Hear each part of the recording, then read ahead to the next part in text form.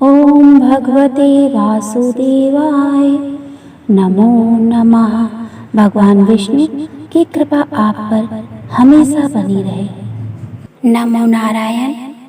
आषाढ़ मास के शुक्ल पक्ष की एकादशी तिथि को देवशयनी एकादशी के नाम से जाना जाता है। इस दिन भगवान विष्णु और माता लक्ष्मी की पूजा की जाती है। कहते हैं इस व्रत को करने से व्यक्ति की सभी मनोकामनाएं पूरी होती हैं और साथ ही आपकी आय और आयु में वृद्धि होती है। इस दिन के व्रत और पूजा के साथ साथ देवशयनी एकादशी की कथा भी जरूर सुननी चाहिए। इसके बिना व्रत का अधूरा फल मिलता है। आइए सुनते हैं देवशयनी एकादशी व्रत की कथा और महत्व। युधिष्ठिर ने पूछा, भगवान आषाढ़ शुक्ल पक्ष में कौन सी एकादशी होती है, उसका क्या नाम और विधि क्या है, ये बतलाने की कृपा करें। भगवान श्री कृष्ण बोले, राजन आषाढ़ शुक्ल पक्ष की एकादशी का नाम शयनी है। मैं उसका वर्णन करता हूँ। वह महान पुण्यदायी स्वर्ग एवं मोक्ष प्रदान करने वाली, सब पापों को हरने वाली तथा उत्तम व्रत है। आषाढ़ शुक्ल पक्ष में शयनी एकादशी के दिन जिन्होंने कमल पुष्प से कमल लोचन कमल विष्णु का पूजन तथा एकादशी का उत्तम व्रत किया है, उन्होंने तीनों लोकों और तीनों सनातन देवताओं का पूजन कर लिया। हर शयनी एकादशी के दिन मेरा एक स्वरूप राजा बलि के यहाँ रहता है और दूसरा क्षीर सागर में शेषनाग की सैया पर तब तक शयन करता है जब तक आगामी कार्तिक की एकादशी नहीं आ जाती। अतः आषाढ़ शुक्ल एकादशी से लेकर कार्तिक शुक्ल एकादशी तक मनुष्य को भली भांति धर्म का आचरण करना चाहिए। जो मनुष्य इस व्रत का अनुष्ठान करता है वह परम गति को प्राप्त होता है। इस कारण यज्ञ पर्वक इस एकादशी का व्रत करना चाहिए। एकादशी को रात में जागरण करके शंख चक्र और गदा धारण करने वाले भगवान विष्णु की भक्ति पूर्वक पूजा करनी चाहिए।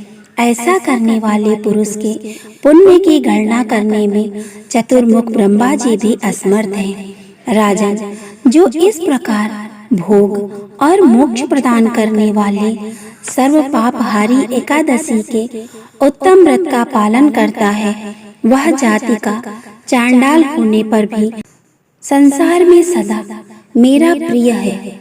जो मनुष्य दीपदान, पलाश के पत्ते पर भोजन और व्रत करते हुए चौमासा व्यतीत करते हैं, वे मेरे प्रिय हैं। चौमासे में भगवान विष्णु सोए रहते हैं, इसीलिए मनुष्य को भूमि पे शयन करना चाहिए। कहा जाता है कि भगवान विष्णु ने राजा बलि को वचन दिया था कि वह पाताल लोक में उसके साथ रहेंगे। राजा बलि ने अपना सब कुछ दान करने के बाद भगवान विष्णु से कहा था कि उसकी जो इच्छा है, जब भी वह आंखें खोले तो उसके समक्ष आप साक्षात दर्शन दे। भगवान ने उसे वरदान दिया और उसके साथ ही पाताल लोक में रहने लगे। बाद में माता लक्ष्मी राजा बलि के बंधन से मुक्त कराकर विष्णु जी को वैकुंठ लाई। लेकिन भगवान विष्णु ने बलि से कहा कि वे 4 माह पाताल लोक में निवास करेंगे। तब से चतुर्मास में हर साल भगवान विष्णु पाताल लोक में योग निद्रा में होते हैं। इसकी पूरी कथा कुछ इस प्रकार से है। वामन अवतार में भगवान विष्णु असुरों के राजा बलि के पास पहुंचते हैं और 3 पग भूमि दान में मांगते हैं। शुक्राचार्य बलि को मना करते हैं, लेकिन बलि के समक्ष कोई भी व्यक्ति जो भी वस्तु मांगता था उसे दान में मिल जाती थी। वह अपने दान पुण्य के लिए लोकप्रिय था। वामन देव ने 2 पग में पूरी पृथ्वी और स्वर्ग को नाप दिया। तीसरा पग बलि ने अपने सिर पर रख लिया। इससे प्रसन्न होकर वामन देव वास्तविक स्वरूप में आए। भगवान विष्णु ने राजा बलि से वरदान मांगने को कहा।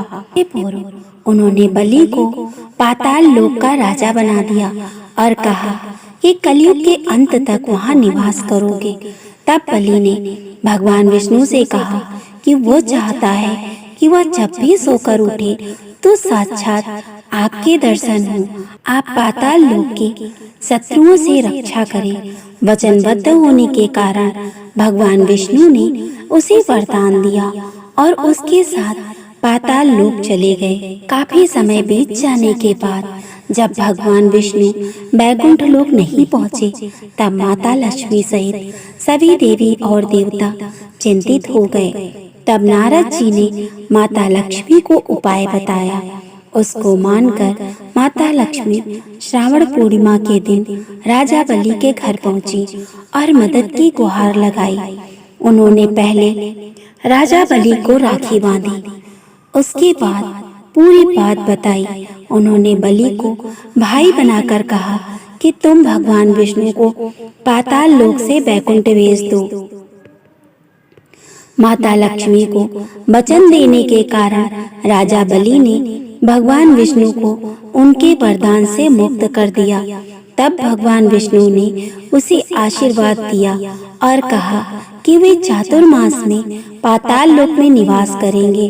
राजा बलि ने कहा, आप दोनों मेरे संबंधी हो गए हैं, तो कुछ दिन और पाताल लोक में रहें और सेवा का मौका दें।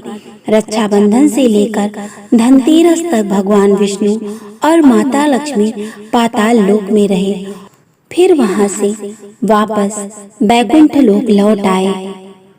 अगर आपको ये कथाएं पसंद आ रही, ऐसे ही और वीडियो देखने के लिए मेरे चैनल को सब्सक्राइब करें, वीडियो को लाइक करें, ज़्यादा से ज़्यादा शेयर करें। राधे राधे, जय श्री कृष्ण।